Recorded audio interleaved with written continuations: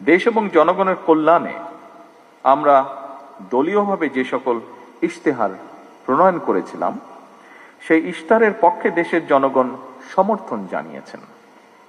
সুতরাং এটি এখন আর বিএনপির দলীয় ইশতেহার নয়, বরং এটি এখন দেশের জনগণের ইশতেহার। এটি এখন জনগণের জন্য সরকারের ইশতেহার। সুতরাং এখন ইশতেহার বাস্তবায়নের পালা। জনগণের কাছে দেওয়া আমাদের অঙ্গীকারগুলো এই মুহূর্তে আপনাদের সামনে আমি পুনরায় বিস্তারিতভাবে তুলে ধরতে চাই না, তবে শুধু এতটুকু বলবো, জনস্বার্থে নেওয়া সরকারের কাজগুলো বাস্তবায়নের প্রধান দায়িত্ব জনপ্রশাসনের উপরে বর্তায়, এবং তাই সরকারের কর্মসূচি বাস্তবায়নের জন্য প্রশাসনের সাফল্য শেষ পর্যন্ত সরকারের সাফল্য হয়ে দাঁড়ায়। এ কারণেই আমি বলি, জনপ্রশাসনের কর্মকর্তাগণ, বিশেষ করে বিভাগীয় কমিশনার এবং জেলা প্রশাসকগণ হচ্ছেন মাঠ পর্যায়ে সরকারের প্রশাসনিক অ্যাম্বাসাডর।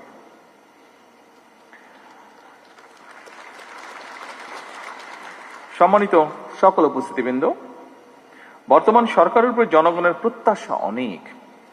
বর্তমান গণতান্ত্রিক সরকার জনগণের সকল যৌক্তিক প্রত্যাশা সাধ্যমতন পূরণ করতে বদ্ধপরিকর।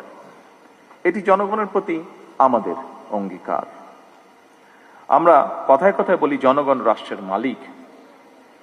জনগণ যদি সত্যিই রাষ্ট্রের মালিক হয়, তাহলে এই মালিক অর্থাৎ সেবা গ্রহীতা যারা, তারা যখন অফিস আদালতে তাদের সমস্যা নিয়ে যান, তারা যেন আপনাদের সেবায় কিছুটা হলেও রাষ্ট্রের মালিকানা অনুভব করতে পারেন, সেটি নিশ্চিত করা কিন্তু আপনাদের দায়িত্বের একটি অংশ বলে আমি মনে করি।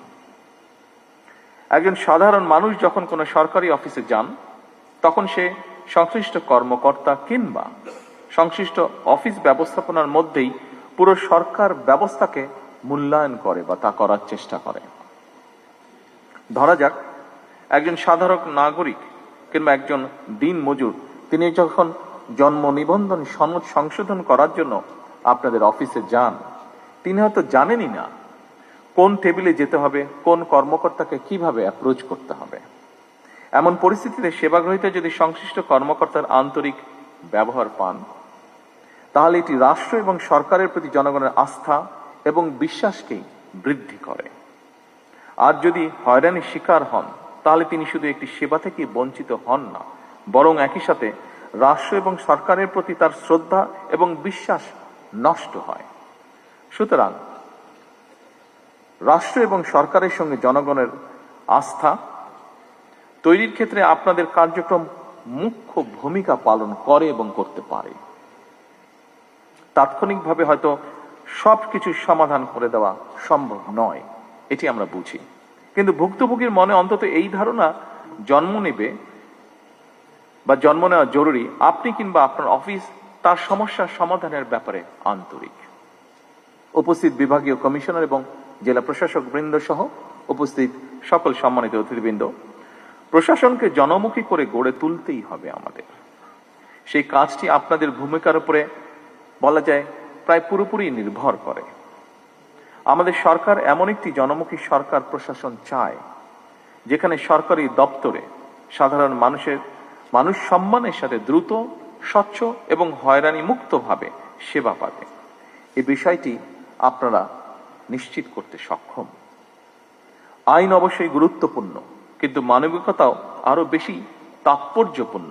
সম্মানিত উপস্থিতিবৃন্দ, একজন বৃদ্ধ কিংবা সুস্থ মানুষ আপনাদের অফিসের সামনে কিংবা সেবার জন্য লাইনে দাঁড়িয়ে থাকেন, তখন তাদের বিষয়গুলো আইনগত উপায়ে সমাধানের পাশাপাশি তাদের প্রতি মানবিক আচরণও খুবই জরুরি। সেবাগ্রহীতার প্রতি আপনাদের আন্তরিক ও সহানুভূতিশীল ব্যবহার তাদের প্রতি রাষ্ট্র এবং সরকারের ব্যবস্থা সম্পর্কে ইতিবাচক ধারণার জন্ম দেয়। হয়তো এই বিষয়গুলো আমাদের অনেকের কাছে হয়তো খুব ছোট মনে হতে পারে, কিন্তু জনমনের প্রভাব কিন্তু অনেক বেশি। ভবিষ্যতে এসব বিষয়গুলোর প্রতি আরো মনোযোগী এবং যত্নবান থাকার জন্য আমি আপনাদের দৃষ্টি আকর্ষণ করছি। উপস্থিত বিভাগীয় কমিশনার এবং জেলা প্রশাসক বৃন্দ, রাষ্ট্রের সবচেয়ে বড় সম্পদ হলো জনগণের বিশ্বাস। সরকার এবং প্রশাসনের স্বচ্ছতা ও জবাবদিহিতার মাধ্যমে জনমনে এই বিশ্বাস কিন্তু ধীরে ধীরে গড়ে ওঠে। এই ব্যাপারেও আপনারা যত্নবান থাকবেন বলে আমি দৃঢ়ভাবে বিশ্বাস করি। প্রশাসন শুধু আইন প্রয়োগের যন্ত্র নয়, এটি মানুষের সেবার একটি মাধ্যম। আমি একটি বিষয়ে গভীরভাবে বিশ্বাস করি, আমাদের সমস্যা অসংখ্য, তবে সম্ভাবনাও কিন্তু কম নয়।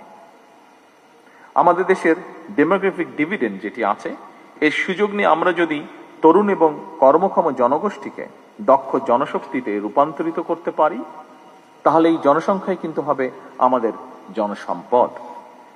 এবং বিশ্বাস রাখুন, এরাই কিন্তু বদলে দিতে পারবে আমাদের এই প্রিয় বাংলাদেশকে।